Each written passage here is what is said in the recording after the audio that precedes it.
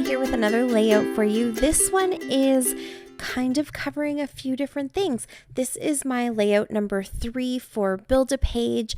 It's also my layout for Craft IQ. That's a monthly challenge that Jackie puts together. And I am scraplifting the lovely Kristen from Build a Page. So this is also for May I Scraplift You. 3 series all rolled into one. Somehow they all just managed to fit together. And there you go. I created a layout that I love.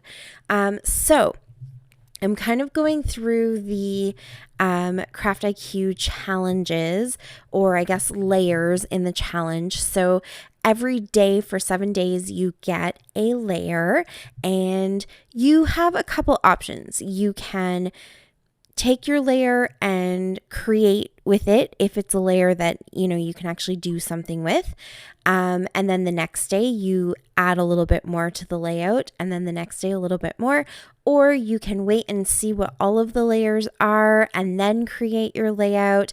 I always kind of see how the layers are going. So the first layer was to do a half and half layout, so I couldn't really do anything. I needed more information than just that. So I just wrote it down, and I happened to pick a layout from Kristen that I wanted to scrap lift that actually kind of worked for a half and a half layout. So that worked out really well. So I showed you that in the layer, and also it's at the beginning of the video. Then the next one was let me see. Oh, to tear something. So again, I had to wait a little bit. So I just wrote it down, kind of had some ideas in my head. The whole kind of half and half thing, I knew that I could go ahead and at least tear the sort of round layer or the round element that is in Kristen's layout. That's what attracted me to that particular layout, was actually just that big kind of circular element that is on one side of her page. So kind of kept that in the back of my mind. And then what was next? I think it might have been add stamping. So I grabbed the stamp that I wanted to use, knowing that this was the page kit that I was probably going to use. So I grabbed that beautiful kind of palm leaf from Wild Whisper, and then I think I mixed up the other 2 layers because I forgot to write one down one day. So I actually wrote both of those down at the same time. So one was to add, no, I already did add stamping. Now I have to think about it. Oh, to find some brads, to pull some brads out and use those. So I went ahead and found the on-trend brads that I still have from my mind's eye, because I knew that they had those kind of corally colors and some of the blues and the teals. So pulled those out. Then the other layer was to create tags with pattern paper. So not a tag that's already been pre-made, but actually create a tag using your pattern paper. So that was, is that all of them? I feel like I'm missing one of the layers of the 7. Anyways, I'm sure I'll come across it, and then I'll let you know what it is. And then the bonus challenges are kind of 2.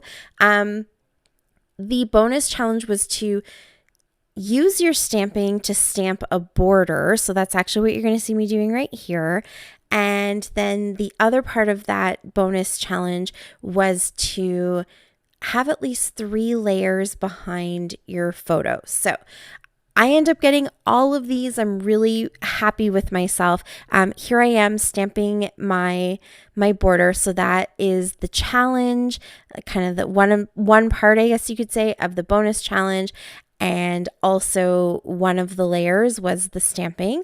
So there again is that Fran or palm leaf stamp from Wild Whisper. And I used, let's see if I remember. I used cracked pistachio. I used evergreen bough, which, it turned out so beautiful. I love that color. I used, this is peeled paint. And the other one I used, this color here, is broken china.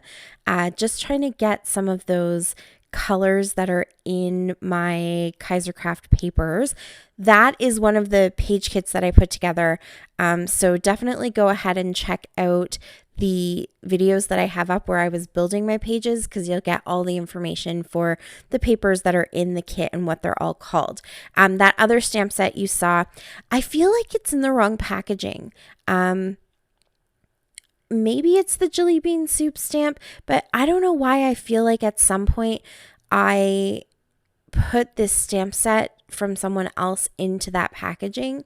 Is that weird? I don't know. I'll have to actually go look it up and see, but I love that it also kind of had that tropical feel. And so I was able to use that really big palm leaf and then use some of those other smaller ones from that other kind of second stamp set and build up some layers in my little border that I put there. I think that might be my favorite part of the whole layout, if I'm being honest with myself.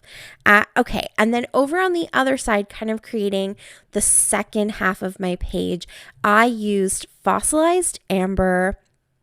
Oh, that's it. Yay. I knew I would remember.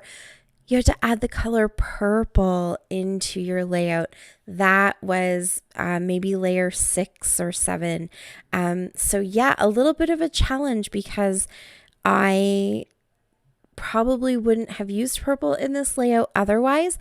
But once I knew I had that, then I decided I would take a piece of plain white cardstock as the second half of my layout. So if you think about creating a half and half layout, I needed to have some other kind of second half to my circular element there with the Kaisercraft paper. So I pulled out fossilized amber, seedless preserves, there's my purple, worn lipstick, and abandoned coral, I think is what it's called. I'm pretty impressed with myself for remembering all of the colors of those Tim Holtz inks. Some are distress inks, and some are the oxides. But yeah, I can't sometimes remember vitally important information, but I was somehow able to remember all of those. So good job, Jen. Good job. But yes, I basically just took those, used my daubers, you can see they're still there, and blended them very loosely. I didn't want to spend a ton of time really like working the paper because it isn't the best quality paper. It's from Walmart. So it's good paper. It really holds up. I've always been quite impressed with it. But I feel like when you're actually rubbing the paper, then you're working away and kind of wearing away at it. And so I didn't want to take a lot of time to do that. And I do have some sort of, they're basically knockoff, they're makeup brushes is what they are, that are similar to the, what are they called? Picket fence? The picket fence brushes for blending. Those maybe are a little bit more gentle, I don't know, but I just found my daubers work just as well. So I kind of blended those out, and then I used the yellow to go over all of the colors to give a little bit of that orangey kind of peachy tone here and there. And then of course I had to splatter with some water so that I could get that really cool effect that the especially the oxide inks will give you from Tim Holtz. So all of that kind of created the second half of my page. And then dimension, that's sort of the last thing you saw me there. I added my 3 layers behind my picture. So I have one full piece of paper, and then I have that card from the cut apart sheet where I cut the circle out and used the green on either side. So that's another layer, and there is some foam in between those 2 layers. And then the last one is a darker kind of almost teal or aqua, this paper here, which is also a Kaisercraft paper. It wasn't originally in my kit, but when I went to grab the brads, I was kind of rifling through all of my scraps of paper and I came across that. And so I thought that might give a really kind of nice solid pop of color. And so that's what I have as my 3rd layer. And then I actually, technically I have a 4th layer because I fussy cut those beautiful flowers out of the paper that had the strips where I don't know which one's my title, but either the strip at the bottom is my title, or maybe that round circle is my title. I don't know. But on that same piece of paper where the strip came from was those beautiful flowers. So I fussy cut those and kind of tucked them in as well. So is that another layer? I don't know. Is that cheating? I also don't know. But it works, and I think it turned out really nice. So I'm going with it. And then here to kind of fulfill even more of that dimension, I am using some little pop dots. Some of them lost their stickiness. They didn't really have adhesive left on them, so I had to use my own adhesive, but I just popped them around different elements behind that circular element and behind some of the flowers, and just gave some dimension here and there. And so here are my brads that I'm going to put in. I picked a coral one and a peach one to put up in that left hand corner, and then a mint one and more of a teal one to put down in that bottom right hand corner.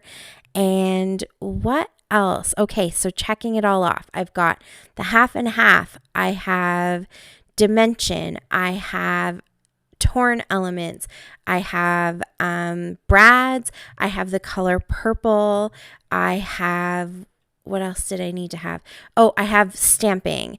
I have the bonus stamping border. I have 3 layers behind my photos. Did I get it all? Yes, I know I got it all. I checked it all off. And so here, once I kind of had all the elements that I knew were part of the challenge, then these are the little bits and pieces that I kind of pulled out from building my kit. And so I'm just going to go ahead and put these little pieces and build some clusters. And they're kind of roughly in the same area that Kristen has her little embellishment clusters, but not totally. Once I started putting this all together, my clusters are a lot bigger than hers. Oh, here you can see I'm actually going through and like counting and making sure I have it all. Yay! This was so much fun to put together, and I really, really love it. It's really beautiful, and I'm happy with how it turned out. Please follow all the links down below so you can see everybody else's day 3 layouts and the May I Scraplift You layouts that are happening. And thank you so much for watching. I really appreciate it. Until next time, happy scrapping. Bye.